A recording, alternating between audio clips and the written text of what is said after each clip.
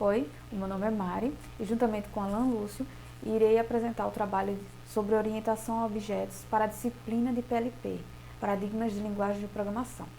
A linguagem escolhida para mostrar os exemplos de orientação a objeto foi a Julia.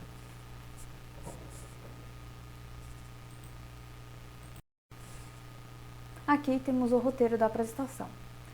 Começaremos com uma breve introdução do que é a orientação a objeto e qual os problemas que ela resolve, e durante a apresentação iremos comentar os principais conceitos como classe, atributos, métodos, herança, herança concreta e abstrata e polimorfismo. Introdução. A orientação a objeto ela foi desenvolvida com dois propósitos principais. Tentar resolver os problemas que existem na programação estruturada, como, por exemplo, a enorme quantidade de código confuso, em que o tratamento de dados eles são misturados com o comportamento do programa, e possibilitar a criação de aplicações mais complexas, maiores e mais complexas do que os desenvolvidos no paradigma estruturado. A orientação a objetos ela possibilita a divisão do código em partes, e assim ela vai permitir aos desenvolvedores uma melhor organização do código e principalmente a reutilização do código.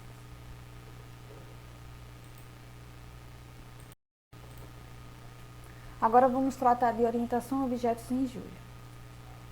Classes. Uma classe é uma abstração de uma entidade conceitual. Uma classe ela vai definir o conjunto de características e ações que pertencem a um conjunto de entidades semelhantes. Nessa figura 1, podemos ver um exemplo de classe em Julia. Type, nome class e end.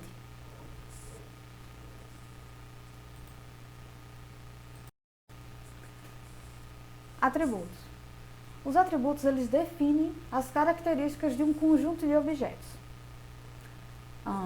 Aqui nós podemos ver o atributo 1 e o atributo 2.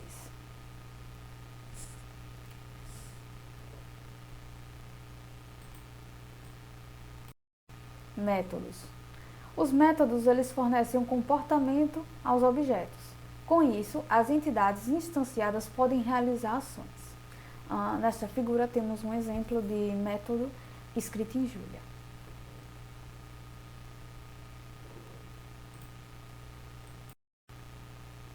Construtor. O construtor é o responsável por instanciar a classe que foi definida. Nesta imagem podemos ver o construtor da classe nomeClass. Function, nomeClass, end, para fechar. Herança. Herança é um dos conceitos principais em orientação a objeto. Ela é o responsável pela reusabilidade em orientação a objeto. A herança permite criar classes a partir de uma outra classe. A herança ela pode ser concreta ou abstrata, e isso vai depender da classe pai. Temos, por exemplo, aqui a classe animal. Temos a classe vertebrado e a invertebrado. A classe vertebrado e invertebrado são classes filhas e herdam métodos e atributos da classe animal. Isso se a herança for concreta. Vamos ver mais a seguinte.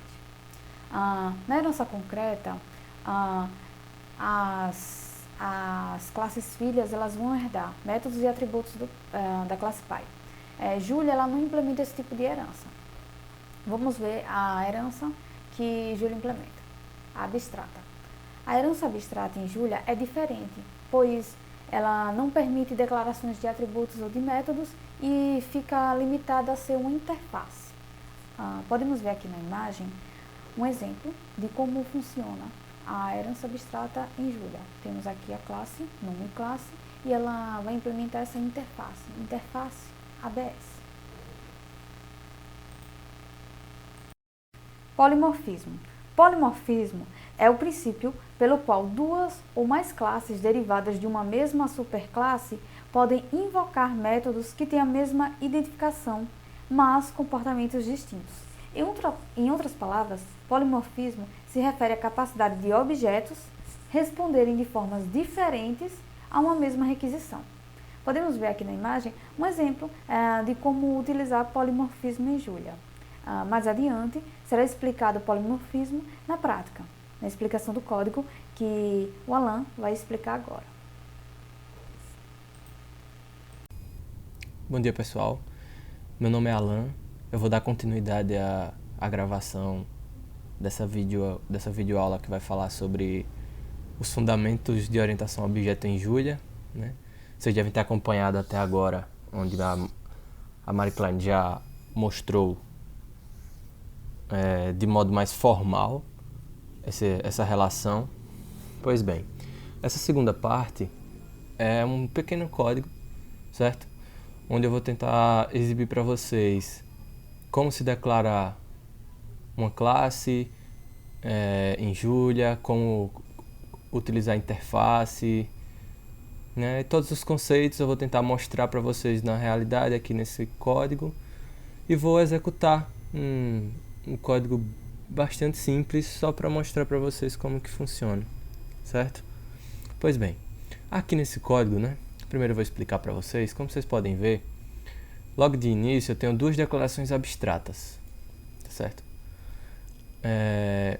Nesse caso, vamos fazer uso apenas da primeira, tá certo? Essa definição abstrata, pesquisando, né, eu percebi o seguinte: quando a gente está em Java, por exemplo, que a gente usa uma classe abstrata em Java, a gente está acostumado a implementar métodos abstratos nela, né, e fazer com que as classes que herdam dela herdem essas características, né, e que você fica obrigado a sobrescrever os métodos dessa classe abstrata. Em Julia, isso é um pouco simplificado. A declaração abstrata ela serve simplesmente de interface. É um meio de você conseguir acessar múltiplos tipos de objetos, né, múltiplas classes, através desse tipo que você declara. Como que você pode fazer isso? Como vocês podem ver aqui embaixo, eu tenho uma declaração de classe. Type cachorro seria a declaração de classe. E esse sinal de menor 2 pontos animal, isso quer dizer que essa classe ela vai receber esse tipo abstrato animal. Só que a única coisa que esse animal vai fazer de influência nessa classe cachorro é permitir que, através de um tipo animal, você consiga também encontrar o tipo cachorro. Tá certo? Mais para baixo, no decorrer, eu vou mostrar como que isso funciona. Como vocês podem ver, a declaração de atributos é bastante simples. Você só precisa dizer o nome do atributo, né? Se você quiser, você tem a opção de declarar também um tipo, né? Como por exemplo, você poderia declarar aqui um int 8 ou alguns outros tipos, ou até mesmo um tipo cachorro, tá certo? Se fosse o caso, né? Só como exemplo, você pode, Julia permite que você utilize ou não tipos, certo? Eu vou deixar dinâmico aqui, ele vai aceitar do mesmo jeito, claro. Se você declarar o tipo, você especificar, com certeza o seu algoritmo vai ficar muito mais otimizado, né? E vai rodar bem mais rápido. Mas como aqui o interesse é mostrar o funcionamento, não vou me ater a esses detalhes. Tá ok? Aqui embaixo vocês podem ver uma coisa estranha. Eu particularmente achei muito estranho. Os métodos. A gente tem que declarar variáveis. Podem ser dinâmicas ou, se a gente quiser também, a gente pode delimitar que são do tipo function. Não faria problema. Funcionariam do mesmo jeito. Tá certo? E a parte interessante é que para poder declarar esses métodos, a gente tem que fazer uso. Olha só aqui, a gente tem um construtor, recebe o mesmo nome da classe, né, uma função, e você pode passar os parâmetros aqui para atribuir. Se vocês pararem para anotar,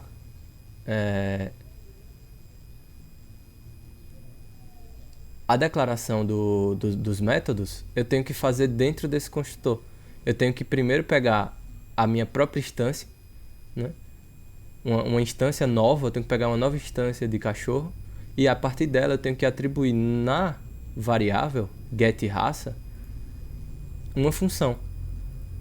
Isso dá para vocês perceberem que Julia funciona basicamente totalmente orientado a objeto. Até uma função em Julia é objeto, coisa que é bem semelhante ao Python. O Python também tem uma funcionalidade muito parecida com essa, né? Praticamente tudo é um objeto, certo? A mesma coisa para a função getBarulho, como vocês podem ver. E o mais interessante é que no final dessa função construtor você tem que retornar a instância que você criou para poder atribuir dinamicamente esses métodos. Porque Julia não permite, por exemplo, que você chegue aqui dentro dela e crie uma function, né, no caso uma função get raça. Isso não é possível, vai retornar uma exceção, vai dar erro, tá certo?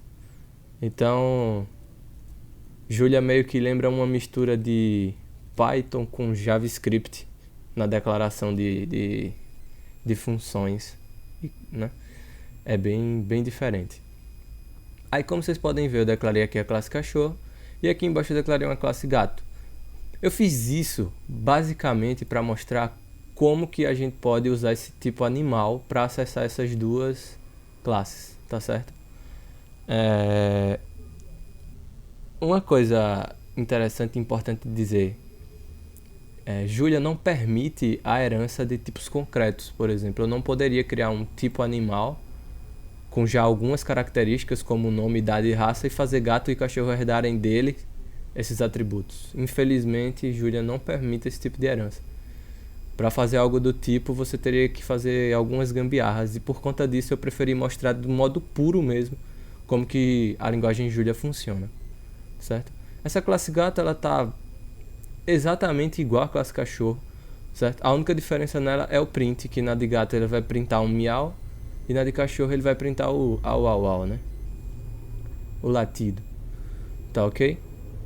Pois bem, essa aqui foi a parte de explicação, né? Outra coisa importante, por conta de Julia não permitir a herança de tipos concretos, nós não teremos sobrescrita, certo? De métodos. E também Julia não permite sobrecarga de métodos. O que eu pude verificar foi a sobrecarga de funções. Você pode escrever várias funções com o mesmo nome e mudar o retorno e ela vai funcionar. Só que como o conteúdo é orientação a objetos, eu só me ative ao que Julia permite de orientação a objetos. Tá ok? E aqui embaixo eu fiz essa funçãozinha, né? A gente fez essa funçãozinha para mostrar como que Julia funciona com polimorfismo, certo? Aqui eu especifiquei, tá vendo? Eu não deixei ser dinâmico, eu especifiquei que A tem que ser de um tipo animal, tá certo? E a partir desse A, do tipo animal, vocês verem, eu atribuí que é animal, eu consigo realizar uma função que foi declarada dentro das classes gato e cachorro, onde vocês podem ver que eu posso utilizar o polimorfismo, né, bem semelhante às demais linguagens. Claro, com as limitações já citadas, né, durante o vídeo. Tá certo? Pois bem, digamos que esse é o funcionamento, é o que temos de orientação a objetos em Julia. Tá certo? Aí aqui eu fiz um programinha bem simples, onde eu importei o arquivo classes.jl, certo? Que é o arquivo onde eu declarei aquelas duas classes e a função. E eu fiz basicamente um while true, onde eu mostro, certo? Se você escolher um, ele vai dizer que animal é um cachorro. Se você escolher 2, ele vai dizer que animal é um gato. E por fim, eu rodo aquela função getBarulho, para vocês verem que dependendo do que eu colocar, ela vai imprimir o que a gente está querendo, tá certo? Vou rodar o código para vocês verem. E ó, se eu colocar cachorro, ele imprimiu aqui, ó, au. Se eu colocar gato, ó, ele imprimiu miau, tá certo? Então, de modo simples, tá certo? Julia é uma linguagem multiparadigma, ou seja, ela é orientada a objeto, procedural e funcional. E o que a gente pode notar é que a orientação a objeto de Julia é bem simples. É o básico, né? A orientação a objetos que você pode utilizar é o básico para que você consiga fazer algum tipo de reuso, né? Um reuso um tanto limitado, porém útil, né? Não vamos deixar de dizer que é útil e que vai simplificar na construção de programas dentro dessa linguagem. Pois bem, pessoal, é isso aí. Muito obrigado por assistirem a videoaula, tá certo? Foi apenas uma visão geral de orientação a objetos em Julia. E muito obrigado.